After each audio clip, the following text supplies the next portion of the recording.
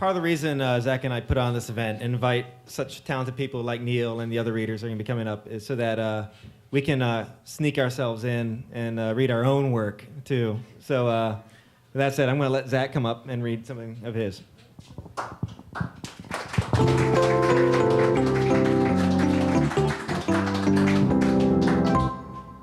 Oh, okay.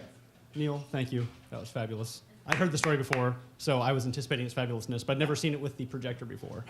Once again, we here at Seersucker Live love items, things on our stage.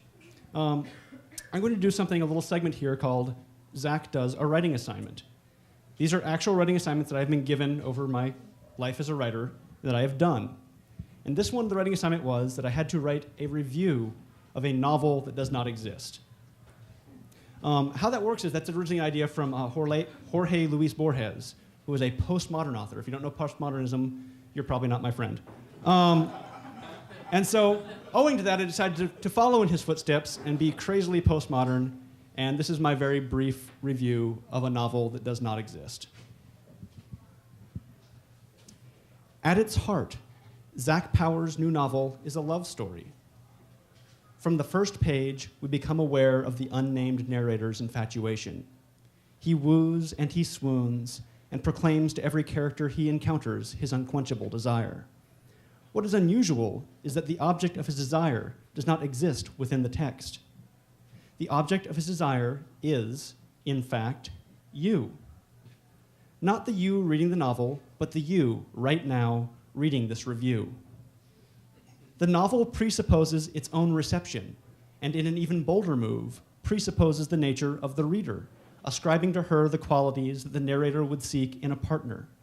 What's amazing is that all the suppositions prove correct. It is exactly you he describes.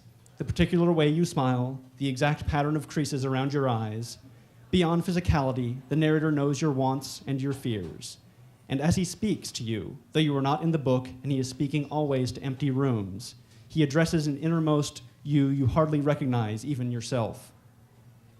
He exhibits an understanding that you would find uncanny if you met in the real world, the world in which you are reading this review, perhaps sipping coffee, waiting for something, anticipating.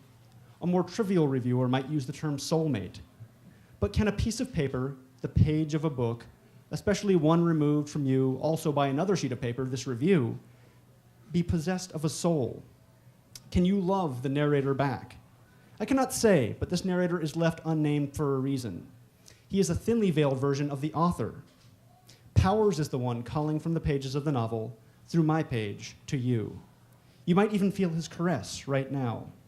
It is hesitant, just a brushing of your hair with the back of his fingertips. You might at first dismiss it as the wind, or a draft from the air vent, depending on where you are reading.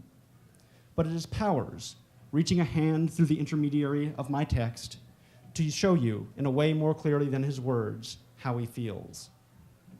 How will you respond?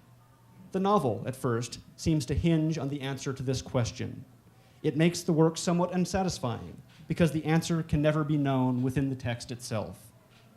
It cannot be known even in this review, because it is beyond both places. It rests in you, dear reader. Do you respond? Do you lean into his caress? You think, maybe, to read the book first, but that's not where you will find an answer. The novel looks beyond itself, beyond the narrator/author. The tension comes not from the text, but from the questions implied by the text. Are 2 pages too much? Can he jump from his page to mine, from this page to your side, where he will press so close that not even a sheet of paper can slide between? Thank you.